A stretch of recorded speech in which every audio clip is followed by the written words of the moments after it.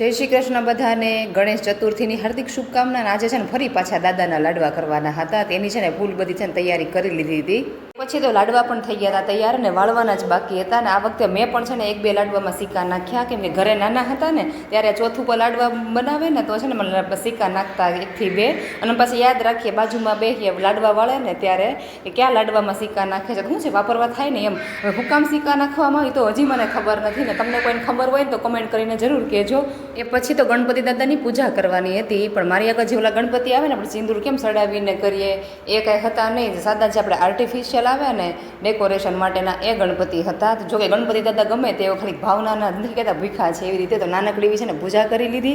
અને રસોડામાં આવીને જોયું તો મેશમાબેનના પરાક્રમ તમે જુઓ તો એને 2 થી 3 લાડવા છે ને જે ભાંગી નાખ્યા અને જો એને છે ને સિક્કો પણ કાઢી લીધો. આ તો છે ને ભાઈ ગજબ થઈ ગયું. મને ખબર હતી મેશમાં કાંઈ ખાતી નથી, પણ મારે મેં તો બીજાને બધાને છે ને આપવાના હતા પ્રસાદ. મેં તો એને જેને નીકળવા છે નીકળતા તો મેશમાબેને છે ને લાડવા ભાંગી નાખ્યા. પછી તો જો રસોઈ પણ થઈ ગઈ તૈયાર. એ સેવ ટમેટાનું શાક, બાજરાનો રોટલો ને મેશમાબેની છે ને રોટલી કરીને ભૂકો કરી લીધો હતો. અને અત્યારે અહીંયા એટલો તડકો પડે છે ને કે 1 કલાકમાં તો કપડાં ગમે એવા હોય ને તોય સુકાઈ જાય છે. એટલે ત્યારે જમીન ફ્રી થઈને વાસણ કરીને ત્યાં તો કપડાં પણ સુકાઈ ગયા હતા. અને મેશમાબેન છે ને હારવાર જો ભાઈ આવી ગયા હતા હેરાન કરવા મને.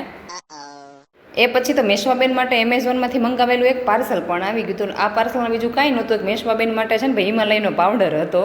એ પછી મેશવાના હાથમાં આવી ગયો પાવડરનો ડબ્બો ને મારા હાથમાં આવી ગયા નેલ પોલિશ. અને સાંજની રસોઈમાં મને મદદ કરવા માટે અમારા જુનિયર કુક મેશવાબેન પણ આવી ગયા હતા. અને આજની ગરમીને ધ્યાનમાં રાખીને પછી છે ને દૂધી બનાવવાનું નક્કી કર્યું, કેમ કે દૂધી આમ ઠંડી કે નહીં એટલે, કેમ કે તડકો એટલો પડે છે તો મગજ બધાના ગરમ થઈ ગયા એટલે મેં થોડોક ઠંડા થઈ જાય ને તો ચલો એ ધ્યાનમાં રાખીને આપણે દૂધી બટેટાનું શાક કરી નાખીએ. એવું કાંઈ નહોતું, જો કે શાકભાજીમાં એક જ ઓપ્શન હતો ને એટલે દૂધી બનાવી હતી. તો બસ આજના વિડીયોમાં આટલું જ. મળી આવતીકાલના એક નવા વિડીયોમાં.